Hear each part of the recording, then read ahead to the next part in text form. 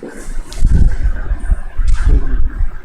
afternoon, everyone. So today we will see about the one small topic. See, because already we were discussing about this topic since long time, part wise. So now I just wanted to consolidate everything, and I wanted to bring into one topic called as the sagittal section of the pelvis. So in this sagittal section of the pelvis, we will be going through both the sex, that is both in males and also in females. Okay. So first of all, coming to the male pelvis. So this is the sagittal section of the male pelvis, and in this sagittal section you will find a lot of structures. So we will go one by one accordingly.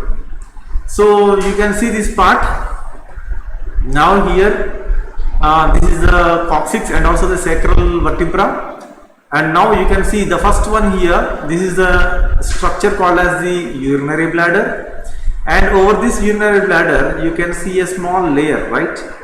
So this layer is called as a visceral fascia. Okay, so otherwise you can also call as the visceral peritoneum. Okay, so this is the visceral peritoneum, and now along with this you will be also seeing, just along with the fascia, you can see this is the visceral peritoneum, which is covering the rectum. As I told you in the rectum, while explaining about the rectum, I said that the rectum is divided into three parts, that is the upper 1/3, middle 1/3 and the lower 1/3. So you can see that this visceral peritoneum is covering the upper 1/3 and also the middle 1/3 of the rectum, from where it is not going down, instead it is reflecting back over the urinary bladder. So the upper 1/3 of the rectum is covered by the peritoneum both anteriorly and laterally, while the middle 1/3 of the rectum is covered by the peritoneum only over the anterior aspect, while the lower third of the 1/3 of the rectum is completely not covered by the peritoneum, right? And now the second structure, you can see, once this visceral layer of the peritoneum is reflecting back over the bladder, it has formed a potential space here, and this brown colored space is called as the rectovesical pouch. Why it is called as the rectovesical pouch? Because it is present between the rectum and also the urinary bladder. So this is the rectovesical pouch. Okay, and now you can see this muscular tube-like structure called as the rectum. And as I told you, rectum is divided to upper 1/3, middle 1/3 and lower 1/3, where you can see at the lower 1/3 you can see a sharp bend over of the rectum called as the rectal ampulla. From here it continues downwards as the anal canal. Along with this, you can also see just below and behind the urinary bladder. Below and behind the urinary bladder, you can also see another structure here called as the seminal vesicle. So this is the seminal vesicle, and just below the neck of the urinary bladder, you can also see one gland here with the urethra, which is passing through this gland, and this gland is called as the prostate gland with the capsule. So this white color structure which is covering this prostate gland is called as the capsule of the prostate gland. Please remember that the prostate gland has a true capsule and also a false capsule, and this true and false capsule, in between this there will be a lot of small veins, so which are very important surgically. And the part of the urethra here, this is the urinary bladder, and now see, you can see this is the urethra, and the part of the urethra which is passing through this prostate gland is called as the prostatic part of urethra. Okay, and now you can see, while this peritoneum, while taking a sharp turn, while reflecting onto the urinary bladder, what happens is, like, this same peritoneal layer, you can see this white colored structure, it is extending downwards up to the level of the prostate, right? So this layer is called as the rectoprostatic fascia, or otherwise called as the fascia of Denonville. Okay, this fascia is called as the rectoprostatic fascia or the fascia of Denonville. This rectoprostatic fascia it is nothing but it's a continuation of the peritoneum, okay, from the area of reflection over to the bladder, and from here it extends downwards and goes up to the level of the prostate gland, lower border of the prostate. So you can see this fascia here, this is called as the Denon-Villiers fascia or the rectoprostatic fascia. So as I told you in the previous lectures, it has got great clinical significance, that is, in case of any prostatic cancers, it will not spread to the rectum, because in between this is the Denon-Villiers fascia which will prevent the spread of this cancers. So now we have seen the seminal vesicles and also now the Denon-Villiers fascia and the prostate gland. Let us go further. So if you look at this one here, there is some muscular region here on either sides of the apex of this prostate gland. So these are nothing but called as the sphincter urethrae muscle or the internal urethral sphincter. Okay. Then just at this lower region you can also find another small gland called as the bulbourethral gland. These are the bulbourethral glands. Okay. Now coming further, moving down, further downwards, you can see this white colored structure. This white colored raphe is nothing but called as the perineal body. Okay. This is the junction for the attachment of various muscles, as you know, which I have been describing in the last few lectures. And now moving in front, now see we have covered the complete up to down, but now we will move forward, right? If you move further forward, now the important one is like here, you can see a white colored line here which is going, right? This white colored line is nothing but the superficial perineal fascia, right? This is the superficial perineal fascia, or otherwise called as Colles fascia, C-O-L-L-E-S. So this is called as Colles fascia or the superficial perineal fascia. So this white colored one, see, you can see I am clear, you can observe my cursor. This is the white colored one, is called as the Colles fascia. And then little deeper to the next level, the in depth, if you go in depth, the next level which is behind this Colles fascia is the deep perineal fascia, otherwise called as the investing layer of the perineal fascia. So this black colored line, what you are seeing here, this is the deep perineal fascia.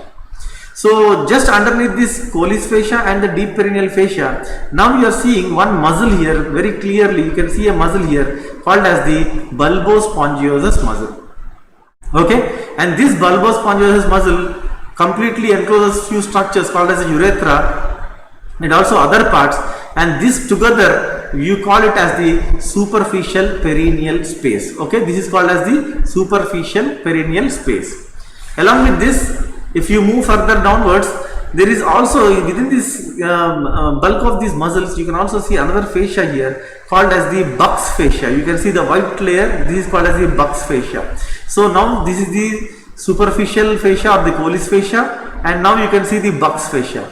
So as you move further forwards, what happens is like within this one, now we are entering the root of the penis and also the glans penis, right? So if you enter the root of the penis, there is one important muscle here called as the corpus cavernosum, and also just underneath this corpus cavernosum there is another muscle called as corpus spongiosum, right? So this is the corpus cavernosus and this is the corpora spongiosum. Okay, and the lower part is the bulbospongiosus muscle, and you can see another part here, that is the deep fascia of the penis is formed, that is the Buck's fascia. You can see which is formed deep fascia of the penis, which is formed by the Buck's fascia, which is nothing but a continuation of the Buck's fascia, and this region is called as the prepuce, and you can see the glans penis with a small fossa here called as the navicular fossa. And along with this, in this sagittal section, you can also see the scrotum with the septum here separating each testis. So these are all the layers, and if you go further forwards, you can see one small, see this sky blue colored structure is called as the pubic symphysis, but over the posterior part of the pubic symphysis, you are seeing a white colored structure here called as the inferior pubic ligament, okay, or otherwise called as the arcuate ligament, which I have explained to you in the last lecture. And you can also see here there is one ligament which is holding the root of the penis. This is nothing but called as the fundiform ligament of the penis. This region is called as the fundiform ligament of the penis. And now coming to the bladder, you can see this is the fundus of the urinary bladder, and now you can clearly make out a triangular area. This is called as the trigone of the urinary bladder. And now you can see two areas here. This is nothing but the neck of the urinary bladder. So these are all the structures which we see in the sagittal section of a male pelvis. Now coming to the female pelvis. So in female pelvis also you can see the sacrum, sacral vertebrae, and also you can see the rectum. Along with this you can see one important organ, that is the female reproductive organ called as the uterus, right? So in case of males this uterus is not present, but in case of females it is this uterus, and also the vaginal canal is present in between the rectum and the urinary bladder. Hence, if you take a sagittal section from anterior to posteriorly, you will see three openings, that is three canal like structures, one being the opening of the urinary bladder, second one being the opening of the uterus and the vaginal canal, and the third one being the opening of the rectum and the anal canal. So I will show you about this female pelvis in a video. I will explain you, because female reproductive organs are there and various ligaments are also there. But before this, I just wanted to show you the one space here called as the presacral space, which lies in front of the sacral vertebra, sacrum, and also behind the rectum. So now showing you this one, this is the presacral fascia. Okay, and this presacral fascia will provide space for the emerging nerves and vessels. And now you can see the lower part here, lower part of this fascia is called as the Waldeyr's fascia or the rectosacral fascia, and this is the presacral fascia or the parietal pelvic fascia, and this is the rectal proper fascia. Okay, and as I told you again regarding the rectum, upper one third is covered anteriorly and laterally by the fascia, peritoneum, while the middle one third is covered only over the anterior aspect, from where on this peritoneal layer will reflect onto the uterus in case of females and urinary bladder in case of males. So now let me show you another video so that I can explain you easily.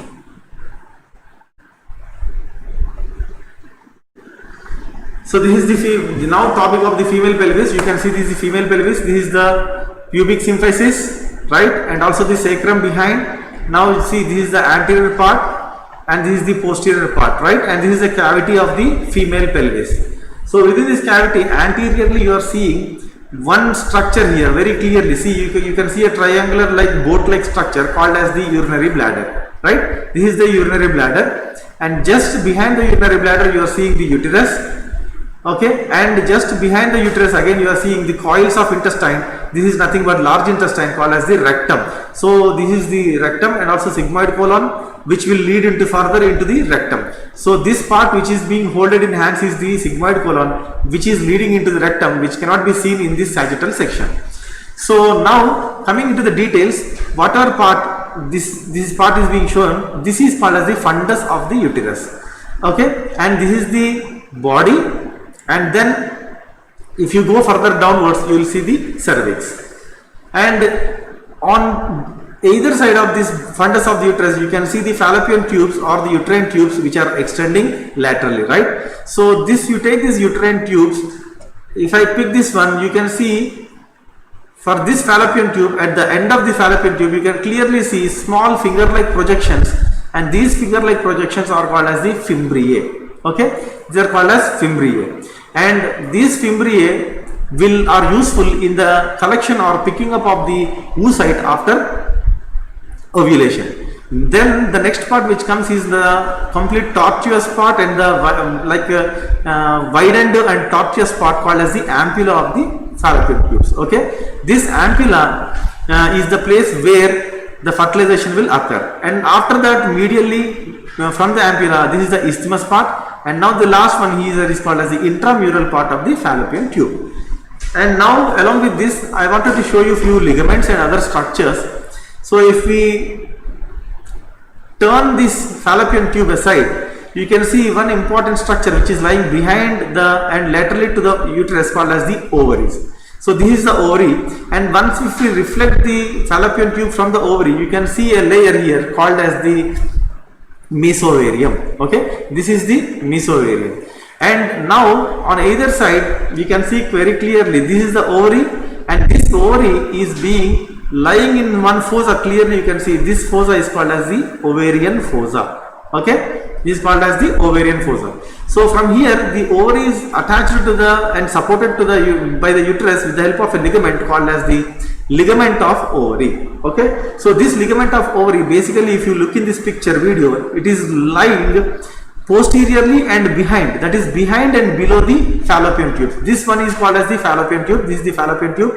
So this suspensory ligament of the ovary is lying below and behind the fallopian tube, while you can see a small arch-like structure what is folded in the forceps, that is the round ligament of the uterus, and this round ligament of the uterus lies below and anteriorly to the fallopian tubes. Now you can see a potential space which is lying between in front of the uterus and the urinary bladder. This is called as the uterovesical pouch. At the same time, just behind the uterus and also in front of the rectum, behind the uterus and in front of the rectum, you can see another pouch called as the pouch of Douglas or the recto-uterine pouch. Okay.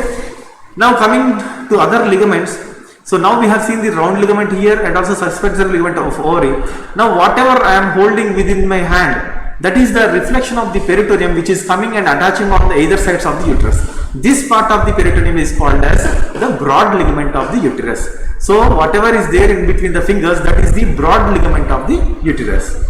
So now coming to the sagittal section of the female pelvis. In this sagittal section, you can see various other parts.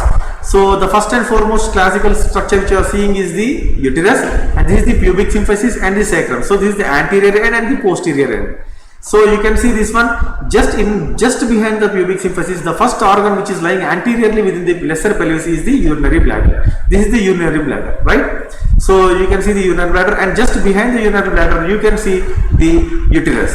So the uterus has got different parts, that is the body of the uterus, okay, and also cervix. So if you take this cervix, now you can see the uterine cavity, and this is the cervical part of the uterus, and this cervical part of the uterus makes an angle with the vaginal canal called as the anteflexion.